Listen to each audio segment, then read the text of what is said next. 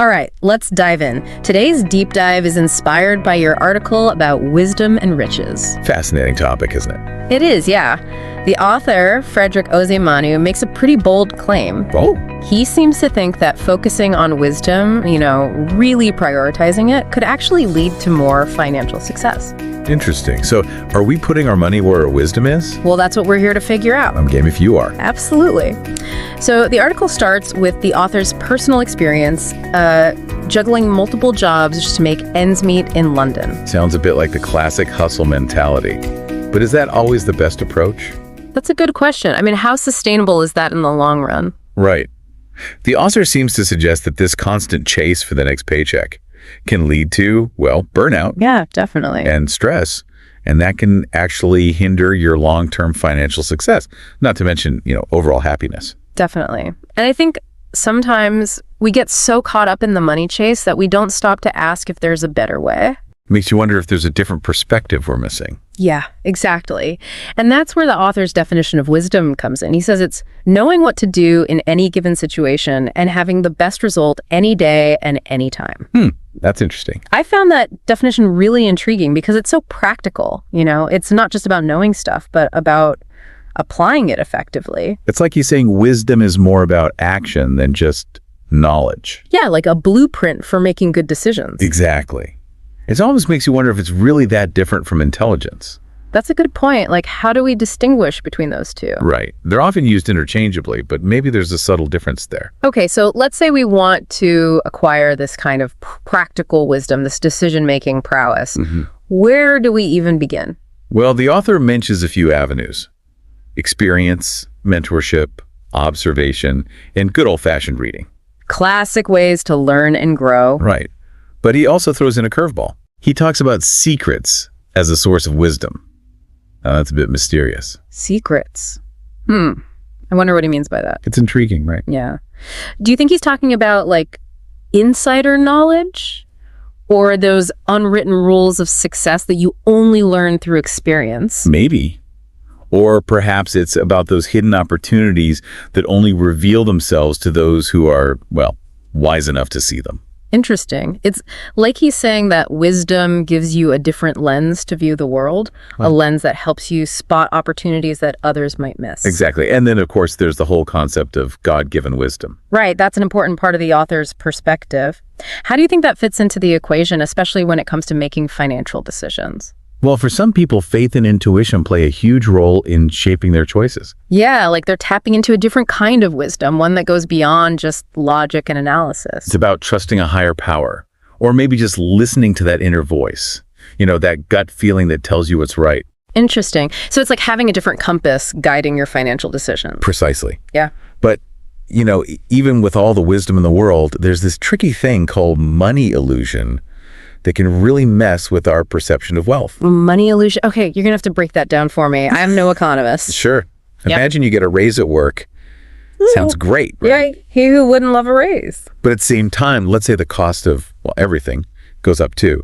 Groceries, gas, rent, the whole shebang. Uh-oh. So even though you're seeing a bigger number on your paycheck, can you actually buy more with it? I see what you're getting at. It's like you feel richer on paper, but your purchasing power hasn't really increased. Exactly. That's the money illusion in action. We get fixated on the nominal value of money, like the actual numbers, and forget about its real value, which is what you can actually buy with it.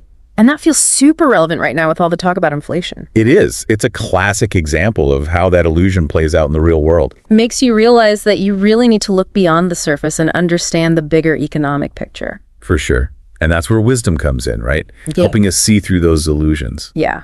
I mean, the author stresses that today's money isn't always equal to tomorrow's money. He does. And to drive that point home, he uses this really vivid analogy. He says, money has wings and can fly away. Whoa, that's powerful. It is, right? Like money's this elusive creature that can just disappear. He even quotes a proverb to emphasize this point. He does.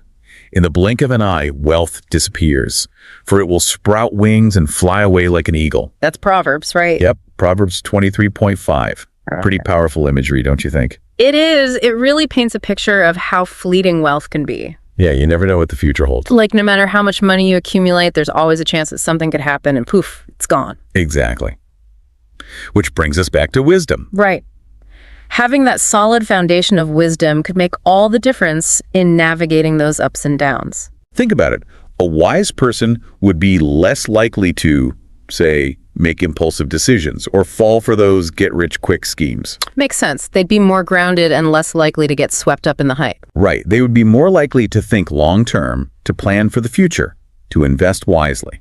And that's where the whole idea of building a house of wisdom comes in. Right. You got it. He uses this beautiful metaphor from Proverbs. Ready for it? Give me with it. By wisdom a house is built, and through understanding it is established. Through knowledge its rooms are filled with rare and beautiful treasures. Wow, that's beautiful. Isn't it? It's like he's saying that wisdom isn't just about making smart financial choices. It's about building a whole life. Building a legacy, even. Exactly.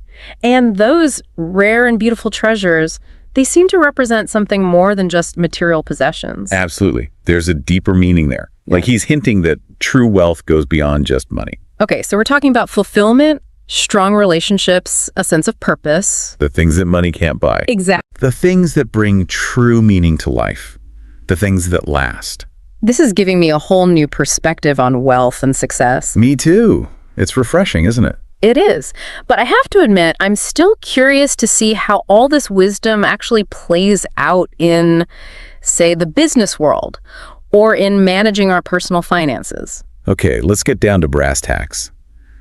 Imagine for a moment. Imagine you're an entrepreneur. You've got this killer idea for a new product or service. Yeah. You're super passionate about it. You're ready to take on the world. Exactly. But are you being wise about it? That's a good point, yeah. I can see how excitement could easily lead to some hasty decisions. Right. Like maybe you jump in head first without doing your due diligence. Without, like, really thinking things through. Exactly. A wise entrepreneur, though, they'd take a different approach. So what would that look like? Well, wisdom might say, hey, pump the brakes a little, do your research, really understand the market. See if there's a real need for your product or service. Right. And maybe instead of going it alone, you seek out some guidance. Find a mentor, someone who's been there, done that. Exactly. Someone who can help you navigate those choppy waters. Like having a seasoned captain on board, steering you away from those hidden reefs. Perfect analogy. Now let's switch gears a bit and talk about personal finances. Okay, bring it on. So imagine you're trying to manage your money wisely. Trying to make those dollars stretch. Right. Wisdom might whisper in your ear, hey, maybe think twice about that impulse purchase. Easy to get caught up in the moment, right? Totally. But a wise person would pause and ask themselves, do I really need this? Or is this just a want? Needs versus wants, classic financial advice. It's timeless for a reason. And wisdom would also remind us to, think long term. Delay gratification a bit, stay for the future. Exactly. It's about understanding that a little discipline today can pay off big time down the road. Makes sense. So are we talking about like retirement planning and stuff? That's a big part of it, yeah. But it's also about, having a financial cushion for unexpected expenses. Like those surprise car repairs or medical bills. Exactly. Life throws curveballs, and it's wise to be prepared. And of course, there's the whole investing piece. That can feel pretty daunting. It can be. But again, wisdom can be our guide. So instead of chasing those get-rich-quick schemes... Right. Those are usually more like get-broke-quick schemes. So true.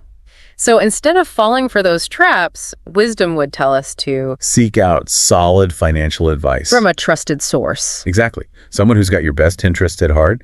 And wisdom would also encourage us to, diversify our investments. Don't put all your eggs in one basket. Exactly. It's about spreading the risk and building a solid foundation for the future. It's like building that financial house the author was talking about, one that can weather any storm. I like that. A house built on wisdom, a strong foundation for a secure financial future. And remember, this wisdom isn't something we're born with, right? It's something we have to cultivate. It's a process. It's about continually learning, growing, and refining our decision-making skills. It's like building a muscle. The more we use it, the stronger it gets. I like that analogy. Yeah. The more we exercise our wisdom muscles, the better we become at making sound decisions, not just about money, but in all areas of life. And that's what's so exciting about this deep dive, right? We're not just talking about financial success. We're talking about wisdom as a key to a more fulfilling life. Absolutely. It's about aligning our choices with our values, finding purpose in our work, building strong relationships. And it's about recognizing that all these things are connected, that our well-being impacts our finances and vice versa. It's all part of a bigger picture. And that picture is starting to come into focus now. But I'm curious, what about other areas of life where wisdom could have a real impact? Like our relationships or our careers? You know, those are great areas to explore. Let's start with relationships. Think about it. When it comes to relationships, wisdom can be such a valuable guide. Yeah, I can see how that would apply to choosing a partner, someone who shares your values and goals. Absolutely. And think about it. If you and your partner are constantly clashing over money, that's bound to create tension, right? Definitely. Money can be a huge source of stress in relationships. It is. And that stress can lead to, well, not so wise financial decisions. You're more likely to make impulsive choices when you're feeling stressed or pressured. Exactly. But imagine a couple who approaches their finances with wisdom. What would that look like? Well, they'd communicate openly about money. They'd plan for the future together. Maybe on the same team working towards shared financial goals. Exactly. They'd support each other's aspirations and make decisions that benefit both of them. It's like having a financial partner in crime. I like that. And it's not just romantic relationships either. Wisdom can be incredibly helpful when navigating family finances. Oh, absolutely. Especially when it comes to things like inheritance or supporting aging parents. Those can be tricky situations, both emotionally and financially. Definitely. It's hard to know how to balance everyone's needs and make fair decisions. Right. But wisdom can help us approach those conversations with more sensitivity and understanding. And maybe avoid some potential conflicts down the road. Exactly. It's about making choices that benefit the whole family, not just individuals. So we've talked about relationships, but what about the workplace? Okay, yeah. I'm curious to hear your thoughts on how wisdom might impact our careers or our earning potential. Well, think about those so-called soft skills that are so highly valued in the workplace, like communication, problem solving, empathy. Right, those are always listed on job descriptions, but I never really connected them to financial success. And that's where the magic happens. Those soft skills are deeply rooted in wisdom. Interesting. So you're saying they can actually translate into greater earning potential? Absolutely. Think about a wise leader, for example. Someone who inspires trust and motivates their team. Exactly. Those qualities are invaluable in any workplace. They can really make or break a company. They can. And on a more individual level, wisdom can help us make smarter career choices. Like knowing when to ask for a raise or when to pursue a new opportunity. Exactly. It's about recognizing our strengths, understanding our values, and aligning our career paths with our passions. So it's about finding that sweet spot where our talents meet the needs of the world. Nicely put. And when we do that, financial abundance often follows naturally. It's like we're attracting success by being wise and intentional in our choices. Exactly. It's not about chasing money, but rather about creating a fulfilling and meaningful life. The financial rewards are often a byproduct of that. It all circles back to the author's main point, doesn't it? Putting wisdom before riches. It does. Because wisdom allows us to use our money wisely, to invest in things that truly matter. To create a life that's not just prosperous, but also deeply fulfilling. Right. And to enjoy the journey along the way. But we can't forget that this journey toward wisdom is ongoing. It's not like we reach a certain level and then we're done, right? Exactly.